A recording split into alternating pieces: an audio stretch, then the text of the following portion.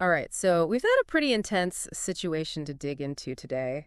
You sent over some articles about what's been happening in South Korea, and, well, honestly, it's the kind of thing you'd expect to see in a movie, not in a real modern democracy. Yeah, it's definitely been a wild ride over there. We're talking about South Korea, a peaceful nation, with a strong history of democracy, suddenly finding itself under martial law. Like, boom, martial law. It's crazy, right? Absolutely. So today we're going to, try to figure out how this all happened. Like, how did it get to this point? Why is everyone, freaking out about it? What does it mean for South Korea's future? All the big questions. Those are the important ones. Yeah, exactly.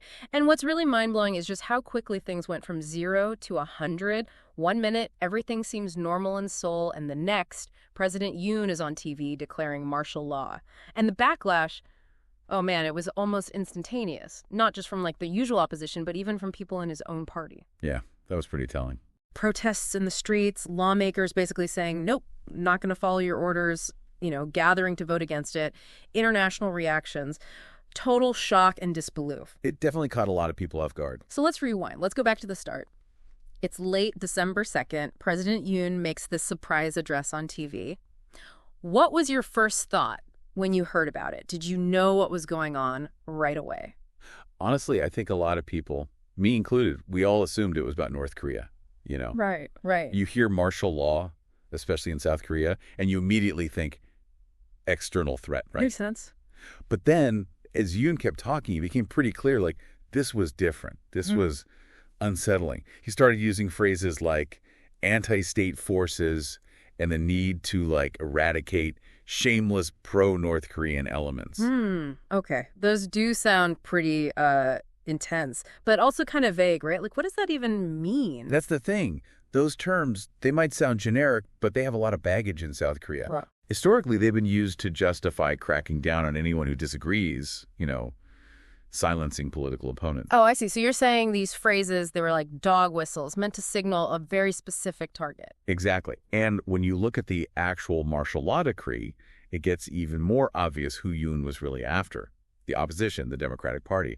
So to understand why this is such a big deal, can you give us a quick rundown of South Korean politics? Sure. So the Democratic Party, they're a major force in the country. And they've been clashing with Yoon's administration on a bunch of key issues. They wanted to impeach top prosecutors, the ones seen as loyal to Yoon, and they were blocking his budget proposals. Basically, Yoon was under a ton of pressure, and it seems like he saw martial law as his way out, a way to get rid of his opponents and grab more power. So he used this fear of North Korea, which is already ingrained in everyone's minds, as a cover to go after his rivals. Pretty much. Bold move. And as you said, the backlash was immediate. What were some of the biggest reactions, in South Korea and internationally? Okay, well, domestically, you had Lee Jae-young, the opposition leader. He immediately called the decree unconstitutional. It was like, everyone go protest. Wow. And it wasn't just the opposition. People in Yoon's own party, even they were like, hold up, this is not okay. Really? Yeah, some were calling for the defense minister to be fired, even for the whole cabinet to resign.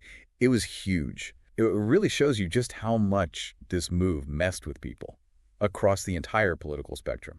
So it was like he managed to make all his enemies unite and push away his allies all in one shot. Pretty much. Oof. What about internationally? How did other countries react? Globally, it was mostly a mix of shock and, concern. The U.S., they had that long-standing alliance with South Korea, right?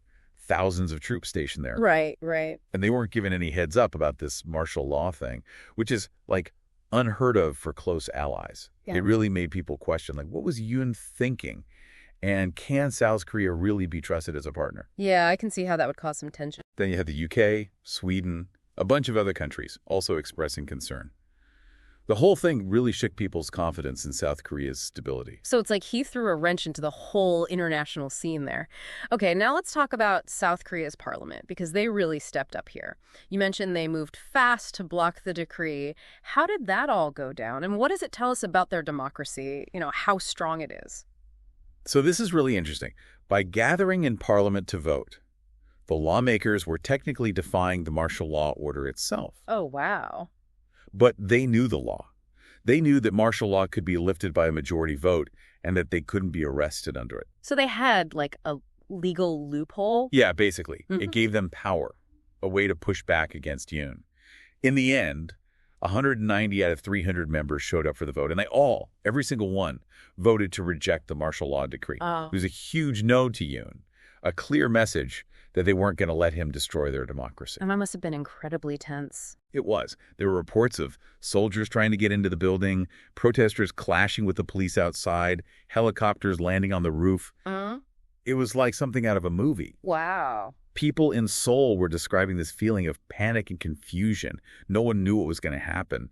It was a real test for South Korea's democracy. A very dramatic few hours, it sounds like. It was. And in the end, their system held up. Yoon caved under pressure, revoked the decree, and pulled back the troops. But the damage was done.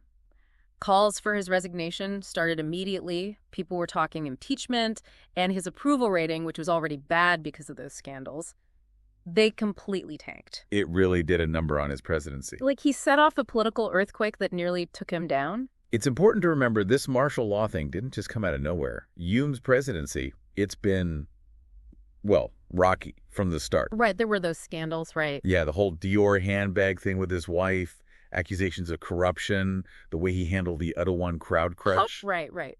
All of that contributed to this feeling, that people were unhappy with his leadership long before this martial law thing. So it's like he was already on shaky ground. And then the opposition starts gaining traction. They've got control of parliament. They're talking impeachment. Maybe he felt like he had to do something drastic to hold on to power. It's definitely possible. When leaders feel threatened, they can make some pretty wild decisions, even if those decisions end up hurting the very system they're supposed to be protecting. It seems like, in this case, Yoon really misjudged how badly this could backfire, both at home and internationally. Yeah, the fallout was pretty intense. And speaking of misjudging things, the fact that he didn't even tell the U.S. about his plan, that's kind of mind-blowing, right? It is, especially considering how close their alliance is. Yeah. And the whole North Korea situation. It's a major diplomatic blunder. Yeah, you'd think they'd be, like, the first ones he'd call. Exactly. Yeah. It makes you wonder about the level of trust between them. The U.S. has a lot invested in South Korea. They rely on them to help keep things stable in the region. To make such a huge move without even consulting them.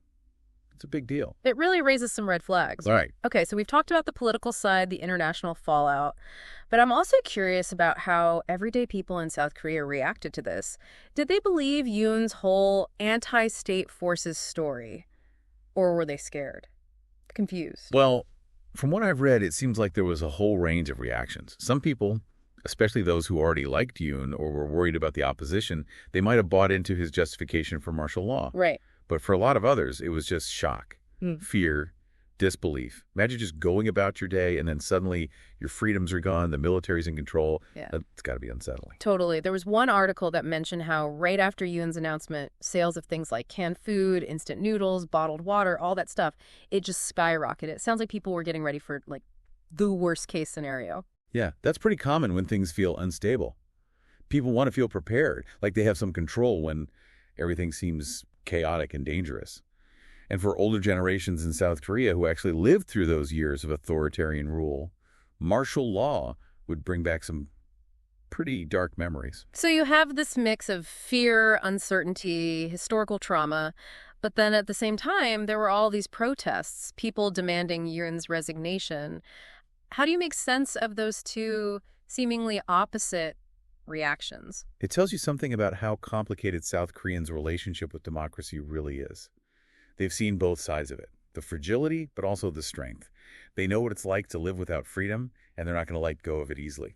So even with all the fear and uncertainty, there's this powerful feeling of defiance, a determination to protect their rights. It's like a collective memory, right? They've been through it before, and they're not letting it happen again. Exactly. And this act of pushback wasn't just in the streets. It was also in how the media reacted to Yoon's declaration. Oh, right. One of the articles mentioned that his decree specifically targeted fake news and anything that tried to, sway public opinion. Pretty classic authoritarian tactic, right? Trying to control the narrative, silence any opposition. Yeah, it's straight out of the dictator's playbook. So how did the South Korean media respond to this? Did they just give in or did they push back? They pushed back hard. There were definitely concerns about censorship, potential consequences, all that. But major outlets like Yonhap, the national broadcaster, newspapers like the Chosun Ilbo and Hankyoreh, They kept reporting on what was happening. They questioned Yoon's motives, interviewed protesters, and provided really detailed coverage of the parliament's vote to overturn the martial law decree. So they were like, we're not going to be silenced. We're going to do our jobs, even if it's risky. Exactly. And that's so important in a democracy. A free press, they act like a watchdog. They keep those in power accountable and make sure people have the information they need. In this case, the South Korean media played a huge role in exposing the holes in Yoon's story, amplifying the voices of those who disagreed, and ultimately helping to overturn the martial law decree. It's a great example of how powerful a free press can be, even during a crisis. Okay, so we've covered the political fallout, the social impact, but what about the economy? South Korea, they're a major player globally, right? All the tech, manufacturing, trade, this level of instability, it must have had some effect on the market. Oh, absolutely. Political turmoil and economic stability, they really go hand in hand. When this whole martial law thing happened, the markets reacted pretty dramatically. How so? Day one, their currency, it dropped sharply, hit a 2-year low against the dollar. The stock market took a big hit too, with the KOSPI index plunging. And there were reports of people rushing to banks to withdraw their money, worried about a financial collapse. Yikes. Sounds like people were panicking. Yeah, there was definitely a loss of confidence in South Korea's economic future. And that's understandable, right? When investors see instability, when they see the rule of law being undermined, they get nervous. They pull back from risky assets. And for a country like South Korea, which relies so much on international trade and investment, that kind of reaction can be really damaging. Did this economic anxiety last, or did things eventually calm down? Luckily, the panic was pretty short-lived. The government stepped in quickly, assuring everyone there would be unlimited liquidity to stabilize things. The central bank also had an emergency meeting discussing ways to support the currency and the financial system. So damage control. Basically. And those moves, combined with a quick overturning of the martial law decree, helped restore some confidence. The stock market recovered a bit, and the won stabilized, although it's still not back to where it was before all this happened. Okay, so a bit of a roller coaster, but they managed to avoid a complete meltdown. But even though the immediate crisis is over, are there any long-term effects on the economy? That's a tough question to answer right now. The markets have calmed down, but there could still be some lingering damage. This whole episode could make investors less confident in South Korea's stability and their commitment to democracy. Right. It might make them hesitate to invest, create this uncertainty about where the country's headed economically. So even though the initial panic has died down, the economic consequences could stick around for a while. It's a good reminder that political decisions, especially those that weaken democratic norms, can have a real ripple effect on the economy. It all ties together. Okay, so let's talk a bit more about the international ramifications. You mentioned earlier that the U.S. was caught off guard by Yoon's move and other countries expressed concern. What does this whole thing tell us about South Korea's place on the world stage? How could it affect their relationships with other countries moving forward? This definitely highlighted just how complex South Korea's position is. They're a key player in a region that's full of, competing interests and tensions. Right, they've got a lot to juggle. Exactly. They have this strong alliance with the U.S., but they also need to keep things balanced with China, Japan, and of course, North Korea. It's like they're walking a tightrope. That's a good way to put it. Mm-hmm. And in that kind of situation, being predictable and reliable is really important. The U.S., especially, they count on South Korea to help contain North Korea's nuclear program and counter China's growing influence. So when something like this happens, this martial law thing, it makes people doubt South Korea's judgment, their ability to be a dependable partner, their commitment to democratic values. It's like a crack in their image, a weakness that could be exploited. Exactly. So South Korea, they've got some work to do to repair that damage. Rebuilding trust, reaffirming their commitment to democracy, that's going to be essential moving forward. A lot of diplomatic fences to mend. For sure. Okay, so they need to address their allies' concerns, reassure investors, and navigate this complex geopolitical landscape, all while dealing with the fallout back home. It's a lot to handle. But looking beyond these immediate challenges, what about the bigger picture? What does this incident tell us about the future of democracy in South Korea? Was this just a temporary setback? Or is there a risk of more lasting damage? That's the million-dollar question, isn't it? This whole thing, it could be seen as a test for South Korean democracy, a test that exposed some weaknesses. But it also showed us how resilient their system is. So it's like they went through this political earthquake, and now they're picking up the pieces, figuring out how to make things stronger. Exactly. And there are a few key things to keep an eye on as they move forward. First, there's the issue of executive overreach. Yoon trying to use martial law to silence his opponents. That raises serious concerns about abuse of power. Yeah, I can see why people would be worried about that. They need to focus on strengthening those checks and balances, making sure no one person or branch of government can grab too much power. Like putting safeguards in place to prevent something like this from happening again. Exactly. And second, they need to really double down on those democratic norms and institutions, making sure the press is free, protecting the right to protest and disagree, upholding the rule of law, even when it's not convenient for those in power. Reinforcing the foundations, basically. Exactly. And finally, there needs to be more civic engagement. This whole situation showed just how powerful it can be when citizens are informed and active. People protesting, contacting their representatives, using social media to share information and organize. Yeah, people really stepped up. They did. And that kind of engagement, it's crucial for holding leaders accountable and defending democracy. So it's like a wake-up call, a reminder that democracy isn't just something you watch, it's something you participate in. You have to be willing to stand up for what you believe in, even when it's tough. Absolutely. And that's a message that's relevant not just for South Korea, but for every democracy in the world. The threats to democracy, they're always changing. And we have to stay alert and active if we want to protect it. It's a good reminder that freedom is precious. Okay, so before we wrap up our deep dive into this situation, I want to go back to something you mentioned earlier, the historical context of martial law in South Korea. You said that those phrases Yoon used, anti-state forces and pro-North Korean elements, they carry a lot of baggage. Can you explain that a bit more? Like, what historical echoes was Yoon tapping into when he used that kind of language? That's really important to understand because it explains why this whole thing hit such a nerve with the South Korean people. For decades, South Korea lived under authoritarian rule, a time when people were silenced, their freedoms restricted, and fear was everywhere. That sounds rough. It was. And during those years, the government would often accuse people of being pro-North Korean or anti-state to justify cracking down on anyone who disagreed with them. Political opponents, labor unions, student activists, anyone who dared to speak up. Wow. So these phrases were used to silence any opposition, basically. Exactly. And that's why when Yoon used them in the context of declaring martial law, it set off alarm bells.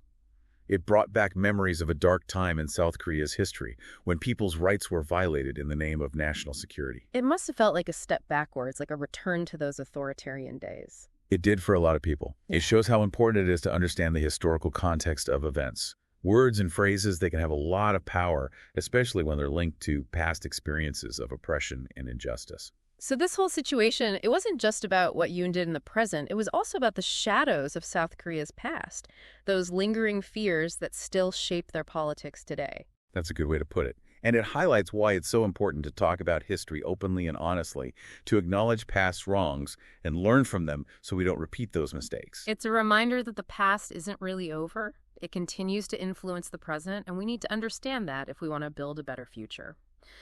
Now, before we move on to our final thoughts, there's one more aspect of this situation we haven't really talked about, the role of social media. Oh yeah, that's a big one. Social media is playing a bigger and bigger role in shaping public opinion, especially during times of crisis. And in this case, it was a major force, both in spreading information and in mobilizing opposition to what Yoon was doing. Several articles mention how platforms like Twitter and KakaoTalk were just flooded with messages condemning the martial law declaration. Hashtags trending, videos of protests, real-time updates as everything was unfolding. Exactly. And that kind of fast information sharing can be incredibly powerful, especially when traditional media might be facing pressure or censorship. It gives people a way to bypass government control, to connect with each other, to organize and resist. So it was like a virtual gathering place where people could express their dissent and coordinate their actions. Exactly. And that kind of decentralized communication driven by citizens can be a real force for change and democratic renewal. It's another example of how technology can be used for good, right? In this case, social media amplified the voices of those who disagreed and contributed to the pressure that eventually led to the overturning of the martial law decree. It shows how technology can empower people, giving them a more direct way to participate in politics and hold those in power accountable. So we've got this complex mix of factors at play here. A power grab, a defiant parliament, courageous journalists, people willing to protest, and a digital landscape that amplifies their voices. It's a reminder that democracy is a dynamic system, one that needs constant attention and participation from everyone. Yeah, it's definitely not a spectator sport.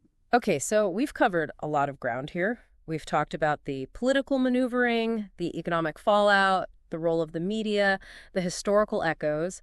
But before we wrap things up, I want to bring it back to the human element. We can't forget that real people were living through this, experiencing all the fear and uncertainty firsthand. That's so important.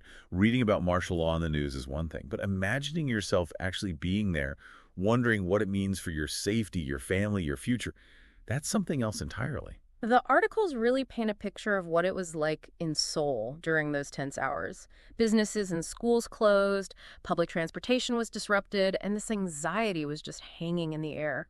One article even mentioned people lining up outside grocery stores, stocking up like they were preparing for a siege. Those are understandable reactions. When your normal life is suddenly thrown into chaos, when the institutions you rely on seem to be crumbling, it's natural to feel scared and vulnerable. And for anyone who's lived through political turmoil or authoritarian rule, these kinds of events can trigger some really difficult memories and anxieties. There was this quote from a young woman in one of the articles that really stuck with me. She said, "It felt like we were stepping back in time, like all the progress we'd made as a democracy was suddenly being erased." It captures this sense of disillusionment, this feeling that their freedoms, the things they took for granted, were more fragile than they realized. Yeah, that's a powerful statement. And it's especially poignant coming from younger generations who've grown up in a democratic South Korea. They might not fully grasp how easily those freedoms could be lost. This whole episode was a wake-up call, a stark reminder that democracy is something you have to constantly fight for and protect. It forced them to face the fact that the past isn't really gone, that those authoritarian tendencies can still resurface. But it's also important to recognize that this crisis didn't just reveal weaknesses. It also showed us South Korea's resilience, the strength of their democratic spirit. Absolutely.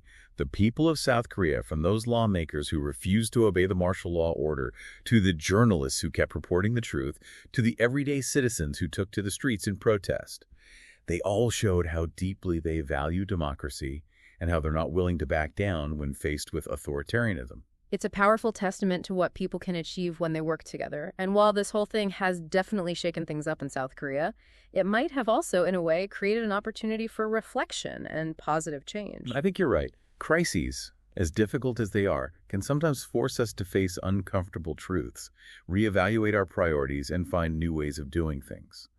For South Korea, this experience could lead to stronger democratic institutions, more transparency and accountability, and a more engaged and informed public. So it's like they've gone through this intense trial by fire, and now they have a chance to come out of it stronger and more united. Exactly. It's a chance to rebuild not just the structures of their democracy, but the very culture of democracy, a culture where people are active citizens, they think critically, and they're willing to stand up for their freedoms. Well said. And as we wrap up our deep dive into this complex situation, I think that's a powerful message to take away, not just for South Korea, but for all of us who believe in democracy. I agree. It's a reminder that democracy is not a passive thing. We have to actively participate and defend it if we want it to survive. The future of democracy everywhere depends on all of us being committed to those ideals. Well said. And on that note, we'll leave our listeners with one final thought to consider. What can each of us do to make democracy stronger, both in our own communities and in the world? Because what happened in South Korea shows us that the fate of democracy is not set in stone. It's something we all have a responsibility to shape and protect. Thanks for joining us on this deep dive, and until next time, stay engaged, stay informed, and stay vigilant. It really makes you think, doesn't it, about what it would be like to actually live through something like that. Yeah. We've talked about the politics, the economics, the media. But those are all, like, big picture things. What about the everyday people who are caught in the middle of all this? Right, exactly. It's human cost. The articles do a good job of capturing the atmosphere in Seoul during those few days. You know, businesses and schools shut down, transportation's all messed up, and there's this feeling of dread almost hanging over everything. One article even talked about people lining up outside grocery stores, stocking up on food and water like they were prepping for some kind of disaster. Well, yeah, when your whole world gets flipped upside down like that, when everything you thought was stable suddenly isn't, Hmm. it makes sense that people would react that way. It's like, that feeling you get when a big storm is coming and everyone's rushing to get ready. Except in this case, the storm was political chaos. Right. And for people who've lived through, real political turmoil, dictatorships, things like that, these events can bring back a lot of trauma. Suddenly they're right back in those dark times, facing those same fears. Yeah. There was this quote from a young woman in one of the articles, and it stayed with me. She said, "It felt like we were stepping back in time, like all the progress we'd made as a democracy was suddenly being erased." It's like this whole situation, it shook her faith in the system. It's a powerful reminder that freedom and democracy, they're not guaranteed. They're fragile. And we can't take them for granted. We have to fight for them, protect them constantly. It's like she realized that all those rights and freedoms, the things she'd always known, they could be taken away just like that. But even though this whole thing exposed those vulnerabilities, the cracks in the system, it also showed us the strength of South Korea's democratic spirit, right? Oh, absolutely. The people, they really stepped up. Those lawmakers who defied the martial law order, the journalists who kept reporting the truth even when it was risky, the ordinary citizens who went out and protested, they all showed a deep commitment to democracy and a refusal to let it be trampled on. Yeah, they didn't just sit back and let it happen. They pushed back. Exactly. And that's a powerful testament to the resilience of democracy, how it can endure even in the face of serious challenges. And while this whole episode has been incredibly disruptive, a real shock to the system, maybe it'll end up being a catalyst for positive change in a way. I think you're right. Sometimes these kinds of crises, as unsettling as they are, can force us to take a step back and reevaluate things, to face those uncomfortable truths we might have been ignoring. In South Korea's case, this whole experience could lead to some really important changes. Stronger institutions, more transparency, a more engaged and informed public. So it's like they've been through this political firestorm, and now they have a chance to rebuild, to make things even better than they were before. Exactly. It's a chance to not just rebuild the structures of their democracy, but to really strengthen its foundations, to create a culture where democracy thrives, where everyone understands their role and their responsibility in protecting it. That's a powerful idea, and I think it's a good note to end on. This deep dive, it's been intense, but also really eye-opening. It's shown us just how complex and dynamic democracy is, how it requires constant effort and vigilance from all of us. Yeah, it's definitely not something we can just take for granted. So to everyone listening, we'll leave you with this. What can you do in your own life to help make democracy stronger? Whether it's in your local community or on a global scale, every action counts. Thanks for joining us on this deep dive. Stay curious, stay informed, and stay engaged.